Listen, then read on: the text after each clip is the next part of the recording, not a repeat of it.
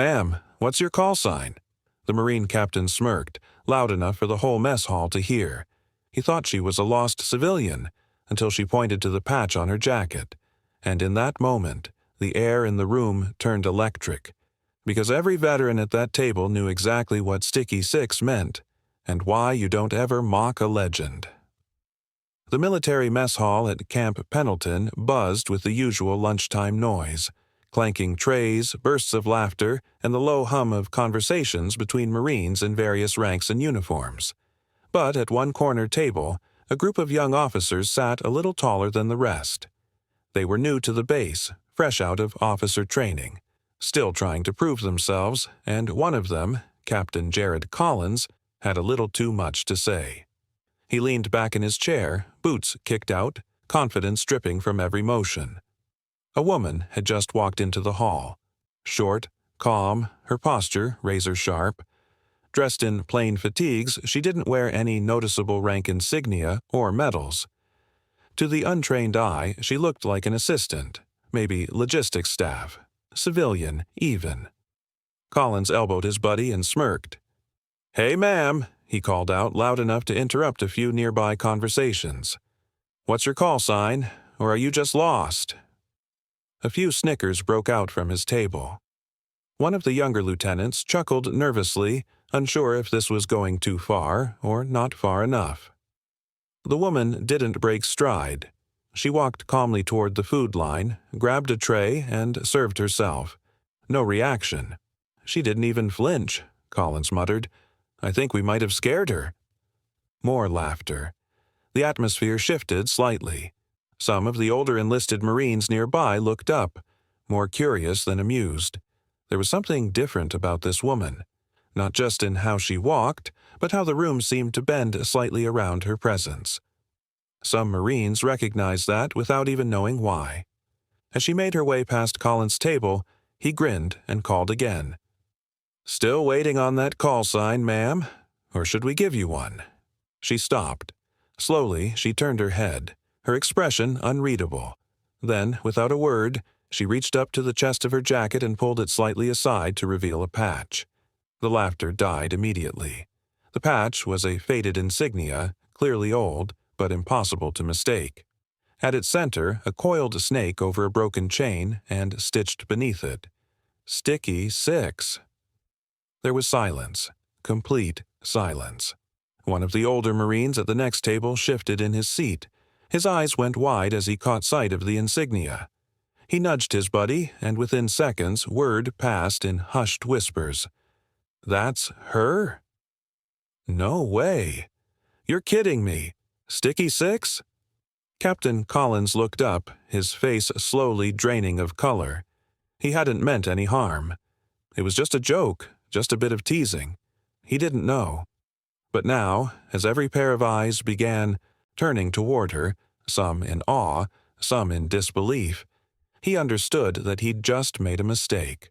A very big one, and he had no idea how deep that mistake went. Collins couldn't tear his eyes away from the patch. The name, Sticky Six, echoed in his mind, but he couldn't place it. It sounded familiar, vaguely, like something whispered about in late-night barracks stories, but seeing it here, stitched onto this woman's uniform, didn't make sense. She was older than he'd first assumed. Early 40s, maybe, quiet, sharp, not someone you'd forget. And yet, somehow, none of them recognized her, but others did. Across the room, Master Sergeant Alvarez stood up slowly, tray still in hand. His brow furrowed as he took a few steps closer. "Ma'am," he said cautiously, as if confirming what he already knew, "were you part of Operation Scorpion's Nest?" The woman offered a faint smile. 2009, Kandahar Province, forward OP Bravo. Gasps followed like dominoes falling. Alvarez's jaw clenched. "I read the report. You were the only survivor. 6 went in. Only you walked out." Now the entire mess hall was listening. "You're Sticky Six," someone whispered near the back. "From the ambush in the hills." Whispers became murmurs. Murmurs turned to stunned stares. The room had gone from noisy to reverent in a matter of seconds. For those who didn't know the name, others began explaining. Sticky 6 wasn't a call sign anyone picked. It was earned, carved from fire and loss. She had been part of an elite recon team sent deep into hostile territory. The mission went sideways. Radio silence for days.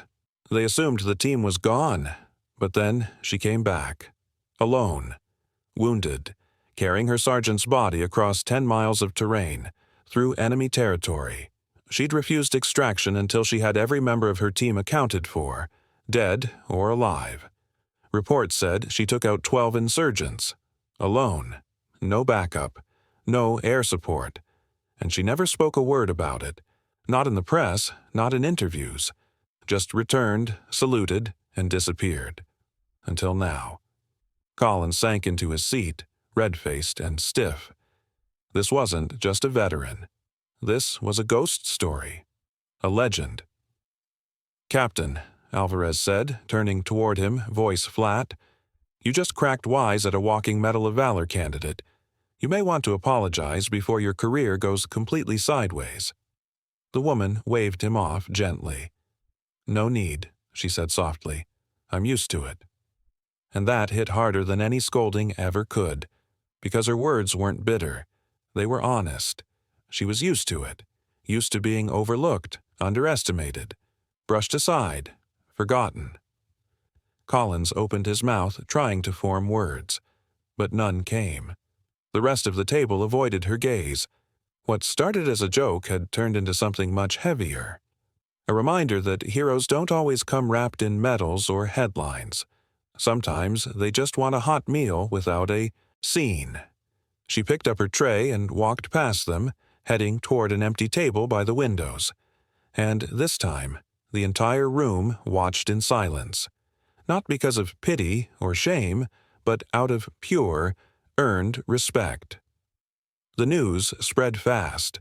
By the time the woman sat at her table, most of the mess hall had fallen into an unusual hush. Conversations turned to murmurs. Phones were lowered.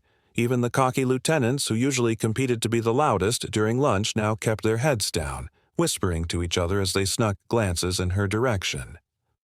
The story of Sticky 6 wasn't just a military fable. It was a cautionary tale wrapped in reverence. Recruits were told about her during advanced training, how a lone operative had survived the bloodiest mission of that year, how she'd carried her team, both literally and metaphorically, through hell. But to see her in person, that was different. That made her real, and that made everything heavier. Captain Collins sat rigid, his appetite long gone. What had started as a lunch break now felt like a history lesson in humility. He hadn't meant to insult her, but he had. With ignorance. With the kind of swagger that didn't come from experience, just misplaced confidence. He watched her eat, calmly. No anger, no performance. She wasn't trying to prove anything, because she didn't have to. Across the room, Gunnery Sergeant Mallory approached her table. A hardened vet with 3 tours and a reputation for being unshakable, even he looked tentative. "Ma'am," he said, standing respectfully. "Permission to sit?" She nodded. They spoke quietly. He asked questions. She gave brief answers. But even from afar, it was clear. This wasn't small talk. Mallory was absorbing every word like scripture. When he finally stood and saluted her, others followed. Then something unexpected happened. A young private, barely old enough to shave, walked up holding a notebook. "Excuse me, ma'am," he said nervously. I just wanted to thank you. My older brother was in Kandahar during Scorpion's Nest. He always told me someone out there saved a convoy during a retreat. Was that you?" She looked at him for a long moment, then nodded slowly. The private's eyes watered. "He made it home because of you." The hall went still again. This time, the silence wasn't from awe or shame. It was from gratitude. And for a brief moment, time seemed to pause. It wasn't about ranks or patches anymore, not even about legends. It was about one woman, who had done something so unimaginably brave, and then had the grace to keep living like it was no big deal. As she stood to leave, a ripple of quiet salutes followed her path. No speeches, no medals, just acknowledgement. Captain Collins didn't try to stop her. He didn't even know what he'd say. Sorry didn't feel like enough. But maybe silence was better. Maybe that, in itself, was the most honest kind of respect. And maybe, just maybe, this would be the last time he'd ever underestimate someone because of what they looked like, instead of who they were. Outside the mess hall, the wind had picked up.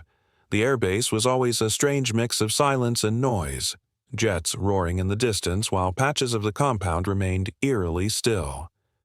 But in the center of it all, the presence of one woman had shifted the atmosphere more than any aircraft flyover ever could. The woman, known as Sticky Six, sat alone on a weathered bench by the flagpole. Coffee in hand, her expression calm. She had no ribbons on her jacket, no ceremony around her. Just silence and solitude. Captain Collins watched her from a distance. He'd followed without meaning to. Something about her gravity made it hard to walk away. He wasn't looking for redemption, not exactly, but curiosity had taken over, the need to understand. He stepped forward cautiously. "Ma'am," he began, not sure what he'd say next. She looked up. No anger, no smugness, just a raised eyebrow that said, "Well?" He paused. "I didn't know. About you." "That's usually the point," she replied softly, taking a sip. "I didn't mean to disrespect." She held up a hand. "You don't need to do the apology dance, Captain. What happened in there? It's not new." Collins swallowed the knot forming in his throat. "But it should be. You're a damn legend, and I treated you like a woman without a rank," she finished for him. "It's all right. That's what I look like most days, and that's how most people see me, until they don't." Collins sat beside her, unsure if he was welcome but too humbled to walk away. "Why come back?" he asked. "You've done your part. You could be retired on some beach with medals gathering dust." She chuckled quietly. "Because I'm not done yet. There are still soldiers who need someone watching their six, and I promised my team I'd carry their legacy until my last day." That hit him harder than he expected. "You ever think about writing your story?" he asked. She turned to him, eyes sharp. "No." He blinked. "Why not? People need to hear it." "That's the thing," she said. "If I tell the world what I did, they'll forget why I did it. They'll turn it into a movie script or a motivational poster. I'm not interested in being famous, Captain. I'm interested in being useful." The words stung, in a good way, like truth always does. From across the yard, others had gathered silently. A few Marines, a young medic, even one of the cooks. They didn't interrupt, they just stood there, distant but present. Drawn, like moths to a quiet flame. "Thank you," Collins finally said. "For what you did, for still being here." Sticky Six offered a small, tired smile. "Just pay it forward. Next time you see someone who doesn't look like a hero, maybe think twice." He nodded, the weight of her words settling deep in his chest. It was later that evening when Captain Collins found himself unable to sleep. The weight of the day sat on his shoulders like body armor that didn't quite fit anymore. He stared at the ceiling in the dimly lit barracks, the words of Sticky Six echoing louder than the occasional hum of overhead aircraft. He got up, pulled on a hoodie, and stepped out into the cool desert night. The air was sharp, the kind that wakes you up even if you're already wide awake. He didn't know where he was going until he got there, the small memorial wall tucked beside the training center. It was a quiet place, a place most soldiers passed by without stopping, but tonight he wasn't passing by. He approached slowly. The wall bore names, dozens of them, soldiers who hadn't made it back, men and women who'd given everything in places most Americans couldn't pronounce, and there, near the bottom, etched into polished stone, he saw 6 names. All from the same day. All from the same mission, Scorpion's Nest. Sticky 6 hadn't just survived that mission. She had been the only one who did. A lump formed in his throat. Behind him, boots crunched softly on gravel. "I figured I might find you here," she said, her voice quiet. Collins turned. "You knew them, didn't you?" She stepped closer to the wall. Her gaze rested on the names. Every one of them. We were family. He looked down, then back at her. "I don't get it. You've lived through the worst.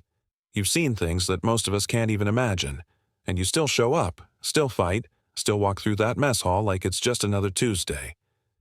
She didn't answer right away. Finally, she said, "Because if I don't, who will?" Collins frowned. "Doesn't it get exhausting?" Her eyes stayed locked on the wall. "It does, every day. But I remember what they stood for, what they believed in. I carry that with me, and I make damn sure the people around me never forget them." Silence settled between them. Collins shifted. "Can I ask you something?" She nodded. "Why Sticky 6? This time, a hint of a smile touched her lips. "It was a joke. One of my teammates called me that during training. Said I was like glue. No matter how rough things got, I stuck by everyone." Her voice softened. "And then, that day in Kandahar, I carried each of them out. Even when it was too late, I wasn't going to leave them behind." Collins blinked back the sudden sting in his eyes. He finally understood. This wasn't just a nickname. It was a legacy. And he was standing in the presence of someone who had earned it in blood, sweat, and unshakable loyalty. As they stood there side by side in the dark, the silence wasn't empty anymore. It was sacred. The base buzzed with morning energy, boots stomping across the compound, orders barked in cadence, aircraft engines warming in the distance. But inside the command briefing room, there was an unusual stillness. Captain Collins stood at the front of the room, posture straight, voice steady, addressing a room full of junior officers and recruits. The screen behind him didn't show a map or intel data. It showed a photo of 6 smiling soldiers lined up side by side, dusty, bruised, but proud. "Before we begin today's training overview," he said, "I want to tell you a story." The room grew quiet. He pointed to the photo. "This was a recon unit deployed in Kandahar 3 years ago. They were outnumbered, outgunned, and ambushed in hostile territory." He paused. "One of them made it out. Not because she ran, but because she refused to leave anyone behind." Some of the recruits leaned forward, others exchanged glances. "Her name was Sergeant Nyla Sticky 6 Jenkins," Collins continued. "She dragged every wounded teammate to the medevac zone under fire. When the last helicopter lifted off, she was the only one still breathing." Whispers passed through the crowd. "But here's the thing," Collins said, his voice rising slightly. "When she walks into a room, she doesn't wear medals. She doesn't demand recognition. In fact, if you met her yesterday, you probably laughed at her like I did." The honesty hit hard. She doesn't care about titles. She cares about people, about protecting the ones next to her. And that's what this uniform is supposed to mean. A solemn silence fell. "In this job, you'll meet loud voices who want to be seen. But pay attention to the quiet ones. They're the ones you'll want in your foxhole when everything falls apart." As he finished, the door creaked open at the back. Sergeant Nyla Jenkins stepped in, hands in her pockets, eyes scanning the room. She didn't say a word, but every recruit stood up. Respect didn't need to be commanded. It had already been earned. Later that afternoon, Collins walked alongside her outside the barracks. "You knew I was going to talk about you," he said. "I figured," she replied. "I hope I didn't cross a line." She stopped walking, then looked at him. "No. You stepped up. That's the line that matters." They shared a long glance. Something unspoken passed between them. Mutual respect forged not in rank, but in truth.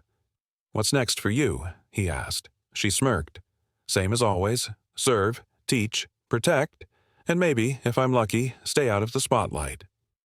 Collins chuckled. Too late for that now. They both laughed, the sound light against the hum of the bass. In the distance, recruits were lining up for their next drill, and a new day of training began. But those who had heard her story would never march the same way again. Sticky Six wasn't just a call sign anymore. She was a reminder of sacrifice, of strength, and of the kind of hero who doesn't need to speak loudly to be heard forever.